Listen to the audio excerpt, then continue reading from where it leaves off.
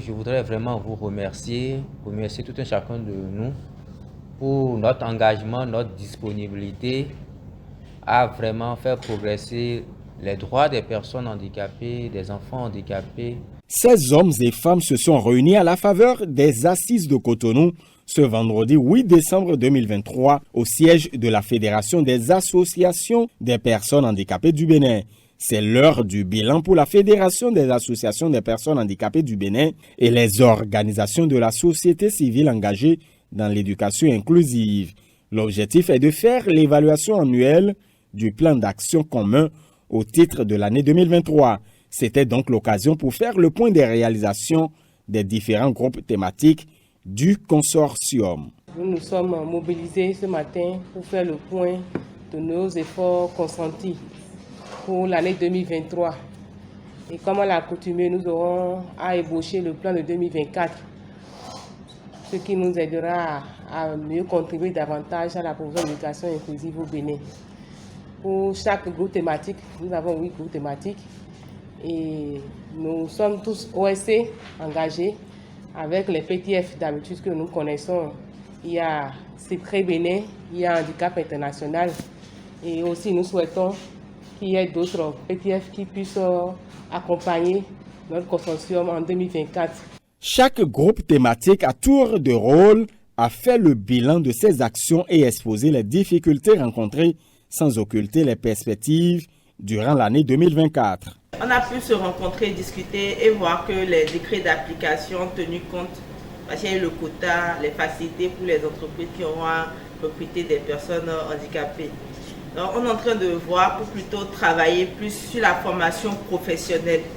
Comment se passe la formation professionnelle des personnes handicapées, après comment elles arrivent à passer le CQM. Vous avez entendu qu'on a dit aussi que dans les formations des professeurs dans les écoles, il y aura la thématique du handicap à tous ces professeurs afin que dans toutes les localités, que les enfants handicapés qui sont là puissent aussi aller à l'école. La fédération seule ne peut rien faire. Et nous avons vu quand même que de ces plaidoyers et toutes les activités citées aujourd'hui pour le bilan, nous avons fait quand même des avancées. En termes de difficultés, nous, on n'a pas de difficultés à signaler, mais on a fait une observation, c'est qu'au cours de l'atelier, le directeur des statistiques démographiques et sociales qui était là avait promis de nous envoyer l'arrêté de désignation des membres des comités locaux et départementaux du recensement pour que nous voyions est-ce que les personnes handicapées, parce que c'est une ossature depuis le niveau national qui mentionne qu'il faut que les personnes handicapées soient dans les comités. Donc, on voudrait avoir la liste pour vérifier si nos membres y étaient. Et il nous a promis de nous envoyer, mais cela n'a pas encore été fait jusqu'à présent.